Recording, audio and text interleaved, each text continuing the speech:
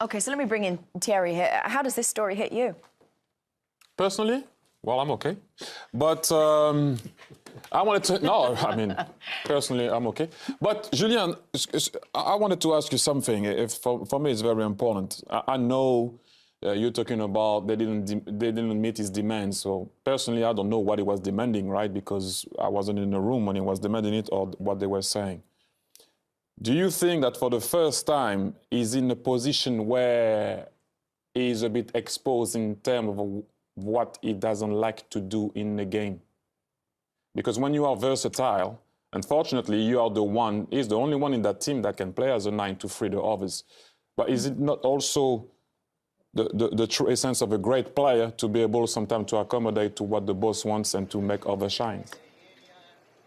Yeah, I think you're right. And that's at the heart of the problem. I think there's a lot of people around the club and around within the team even who say, I mean, come on, this is not Stoke City's Tony Pulis. You know, they're not hoofing the ball at you and you play on your own up there and then you never get the ball.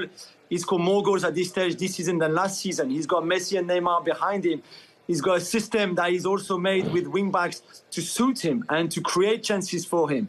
And yet, you're right, he's not happy. I think the lack of sympathy from some of the fans is exactly that point. Like, come on, surely you should be happy about what you have.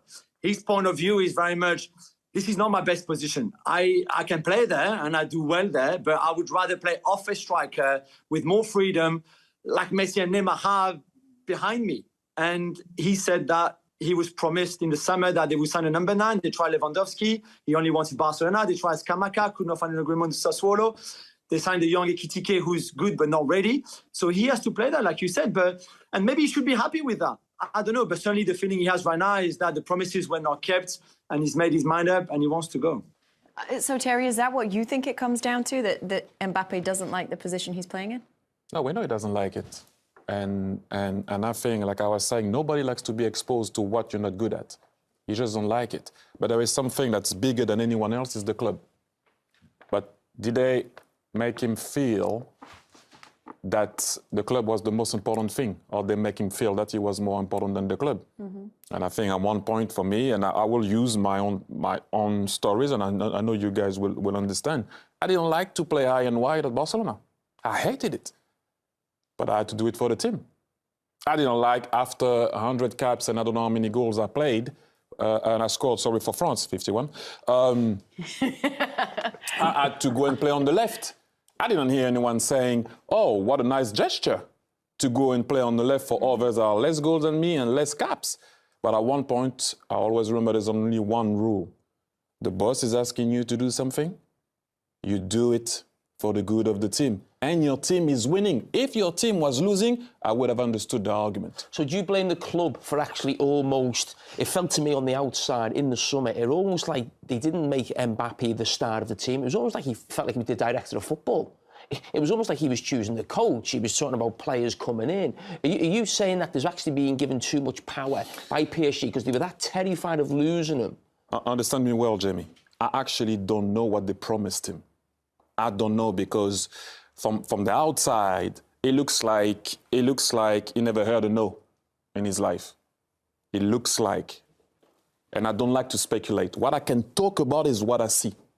And what I see is sometimes when you are versatile, and we mentioned it, you know, you will not ask Alan to play on the left, would you? Or on the right, or Shearer, or Papin, or whoever to go back, Julien. You wouldn't, because you know they will not perform. We all know that. But this guy is like, okay, I'm versatile, I can be there, but I'm not at the position where I can excel. And then now, people are sometimes having a go at me when they're not actually realizing that my movement are allowing those two guys to play better in midfield. But is that what you have to do for your team to play better? Yes, that's the only thing. Will you be upset after games? Will you not sleep well sometime after games? I've been there. It's unknowing. Jamie, you played right back. Did you like it? No, we've all been there as players, and at times you do have to do it for the team. It's how long it lasts. Yeah. Really. I mean, the thing I have is that, why is this coming out as well? This thing about coming out, they've got a Champions League game tonight. Things like this. I just think, for me, Mbappé, I think we all love him as a player. He's amazing. But there's too much ego, power for a 24-year-old player who is one of the best players in the world, but it's too much for a young player. And I think he needs, as Thierry just rightly said there, someone needs to just tell him no.